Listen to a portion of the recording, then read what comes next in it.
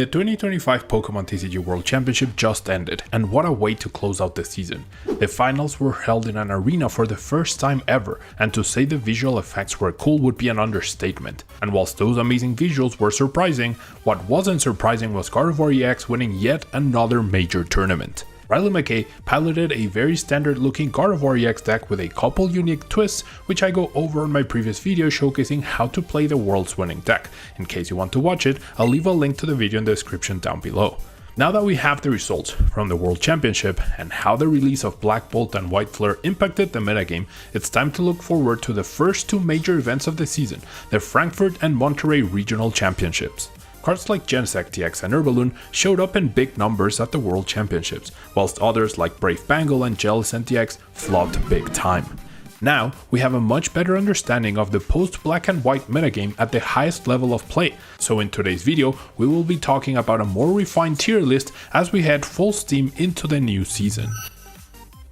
Don't forget that you can watch videos 24 hours earlier if you become a channel member by following the link in the description below. This kind of support helps me continue to create content like this, so please consider becoming a channel member if you enjoy the content. In Tier 4, we have decks that were played at the World Championships to very low numbers and had little or no success at all. And yes, any deck not shown here is probably not good enough to compete or bring to a regional tournament just yet. First, we have our Charlatan EX, a deck that has slowly but surely withered away since rotation and mainly due to its limited damage output. Team Rocket's Venture Bomb and Monkey Dory were tried as a way to get a little boost in damage to help our Charlatan's Metal Defender reach for higher numbers, and also perhaps target other Pokemon on the bench. However, they only are Charlatan at Worlds, combined with Copperajah EX for a more tankier Pokemon. However, in a metagame filled with Gholdengo EX and Raging Bolt EX, it really doesn't matter how much HP you have total. Next we have Slacking EX, which had one Brave player at Worlds finish with a decent record in combination with Pidgeot EX, the non-EX Slacking, and Ignition Energy. Whilst there is synergy between all these cards, and Slacking EX does hit for a lot of damage, needing to search for an energy every single turn, and having so many restrictions on your Pokemon means you're playing with a handicap on purpose, when there are other much better decks out there that accomplish the same thing or better in a more consistent way. Then we have Toadscroll EX, which despite back-to-back top 8s at major events, was not played by anyone other than Ray Chen herself. She continued to believe in the deck, but the magic seemed to run out as she ran into a few too many Gardevoir on day 1. Despite Gholdengo's popularity and the basically null presence of Typhlosion, the deck wasn't up to par. And next, we have Typhlosion. This deck seemed like it was on a fast track to the promised land with Gholdengo and Crozzel high in the ranks, but might be one of the biggest flops on the history of the game and shows the huge gap between the online tournament scene and the highest caliber players at the World Championships. Not only did pretty much everyone conclude it was not a good deck, the 3 players who did play it had a combined total of 2 wins amongst them. I also fell for the trap that the deck had potential heading into Worlds and ranked it in Tier 2 before the event, but I am not making that mistake again. Then we have Walls, based on Milotic EX, which did manage to get a Day 2 showing with a 5-1-5 record. The deck is powerful and is also annoying to play against, but is terrible against 2 top tier decks, Grimmsnarl EX and Gardevoir EX, and thus it is never expected to get very far as it doesn't have a way to effectively wall either of those 2 decks, even if it can do well against other decks in the top tier. And the last tier 4 deck is Blissey EX, played at Worlds by none other than the 2024 World Champion Fernando Cifuentes, with a very similar list to what he played at Monterrey Regionals earlier in the season. In a similar vein to the Walls deck, Blissey EX or Cornerstone EX with multiple Monkey Dory for backup is very tough for some decks to deal with, but extremely easy for others. A solid strategy in a concentrated metagame, but not an ideal approach into a wider one when you have hard losses against a lot of top decks. So now let's move on to Tier 3, where we have more competitive decks and some had decent showings at Worlds overall. Starting off with Ceruledge EX, which had an abysmal showing in Day 1 of Worlds, but has a bit of history and can't just run away with games with the 1-hit KO potential it has. So it remains in Tier 3, but is a prime candidate to move down to Tier 4 in the near future since it hasn't had a good recent result and its linear strategy is not good enough to compete at the highest level. Then we have Terrabox, which remains a viable deck that has a lot of options at its disposal, and with people cutting corners for Worlds by dropping Shaman from their lists, it makes sense that this deck gets an opening to succeed again. Only one player truly made it far with the deck, but in the right metagame, it could still be a very good call with the multi-target potential of Wellspring and the 1 KO option of Pikachu EX combined with the amazing Noctowl engine.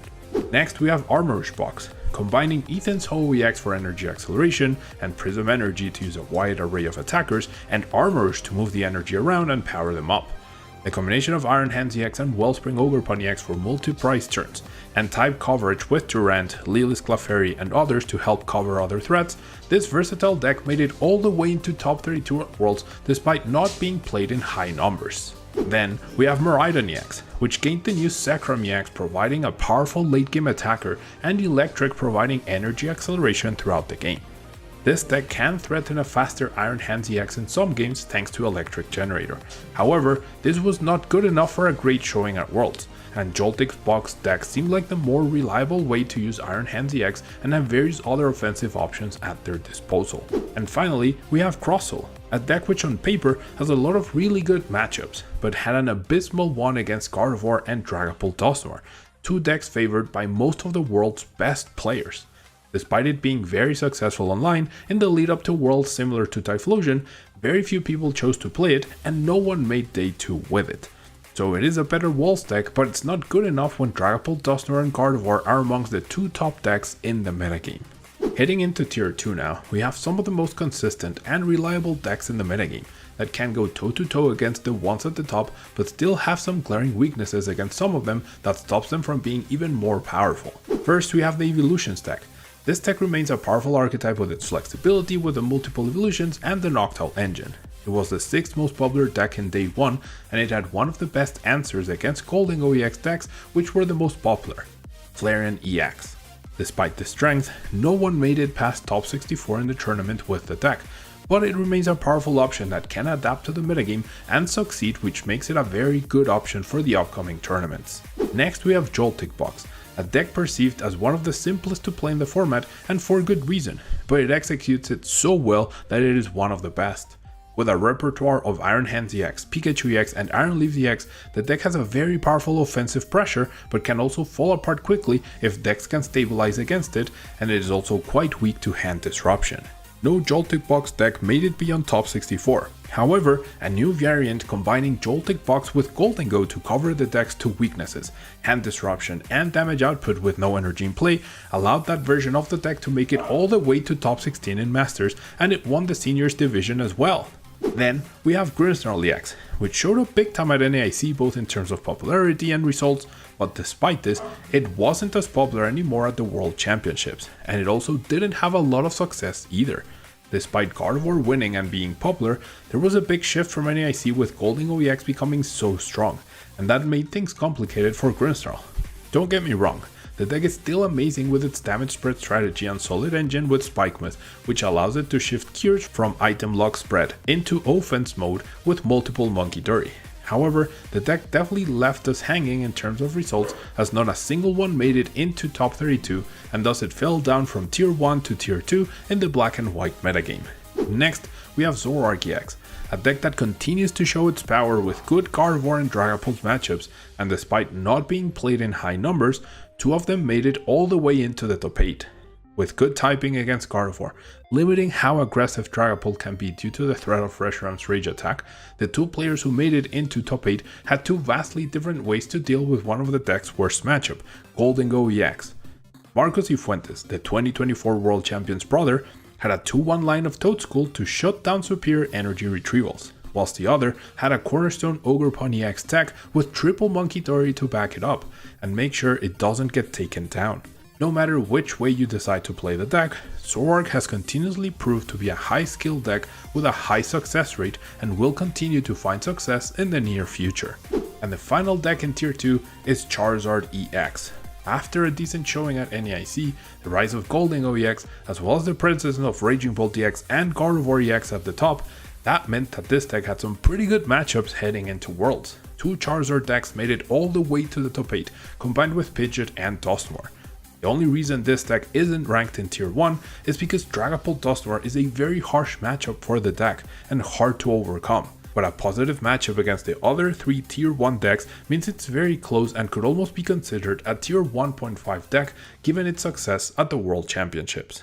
And so now we finally arrive at tier 1. Since our last video, this group got a little more exclusive, but the trend from online tournaments continued at the World Championships. Starting off, we have the ever popular Raging Bolt EX. It's very fitting that the deck managed a top 4 placement piloted by a Japanese player, Shizuki Nakagawa, as Raging Bolt seemed to do extremely well in every single Asian tournament we saw results from throughout the whole season. It doesn't have any truly bad matchups except perhaps Gardevoir, but with the high aggression it offers and most lists cutting Shaman, this meant that the non-EX Raging Bolt could wreak havoc on any setup that wasn't picture perfect. The deck has it all and is super consistent thanks to Noctowl. Seriously, please, play Noctowl. And I expect Raging Bolt EX to continue to be more popular, and in a future video we will discuss how it will become even better with the HPs getting higher with the Mega Pokemon coming soon.